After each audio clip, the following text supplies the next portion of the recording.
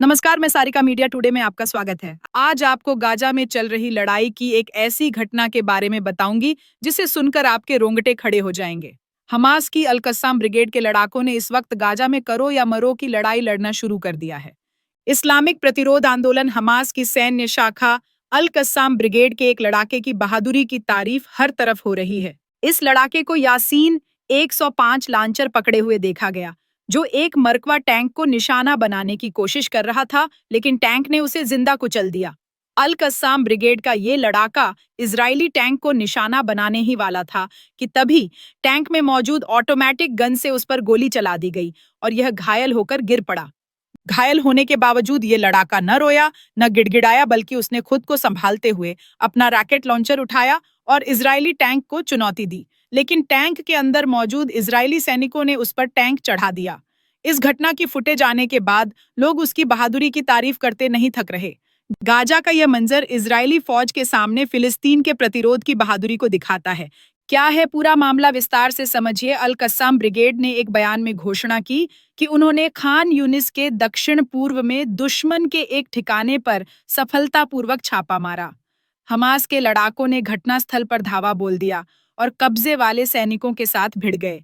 शवाज विस्फोटक उपकरणों और यासीन 105 गोलों से कई मरकावा टैंकों को निशाना बनाया गया। इतना ही नहीं, उन्होंने उन घरों पर भी गोलाबारी की जहां इजरायली सैनिक छिपे हुए थे। 6 एंटी फोर्टिफिकेशन गोलों और भारी मशीन गन से गोलीबारी की गई। उन्होंने आगे बताया कि कई मुजाहिदीन घरों में घुस आए और हल्के हथियारों और हथगोले से अंदर मौजूद कई कब्जे वाले सैनिकों को बेहद नजदीक से मार डाला। वे एक मरकावा टैंक के कमांडर पर भी निशाना साधने में कामयाब रहे, जिससे वह गंभीर रूप से घायल हो गया। अल कस्साम ब्रिगेड ने अपने बयान में कहा कि उसके लड़ाकों ने ऑपरेशन के आसपास के स्थलों पर मोर्टार गोले दागे ताकि अतिरिक्त सैन्य बलों को रोका जा सके, तथा ऑपरेशन स्थल पर भी मोर्टार गोले दागे ताकि वे वहां से आसानी से निकल सकें। इतना ही नहीं, बचाव दल के पहुंचने पर एक आत्मघाती हमलावर ने सैनिकों के बीच खुद को उड़ा लिया, जिससे वे मारे गए और घायल हुए।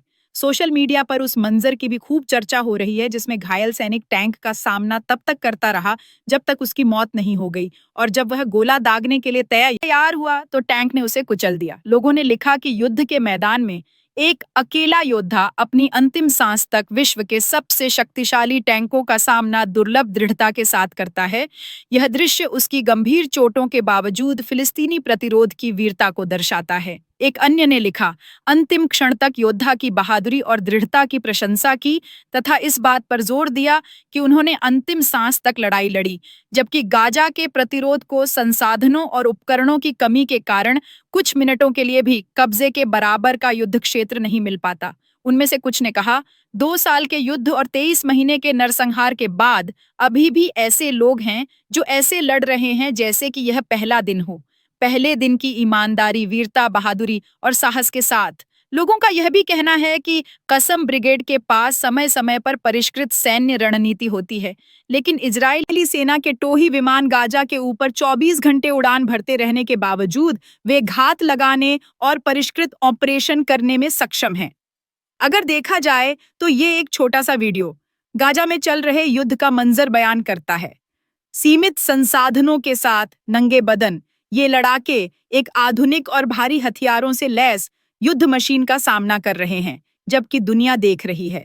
एक ने लिखा, टैंक सिर्फ प्रतिरोध सेनानी पर ही नहीं चढ़ा, बल्कि उसने सचेतन और अवचेतन रूप से हम पर भी चढ़ाई की।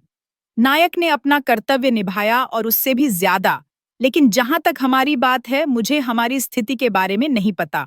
जबकि एक अन्य ने कहा, दुश्मन का सामना करते हुए शहीद होने का अर्थ, पीठ न दिखाने का अर्थ यह है कि हर कोई, चाहे वह निकट हो या दूर, इस महान शहादत का गवाह बनेगा।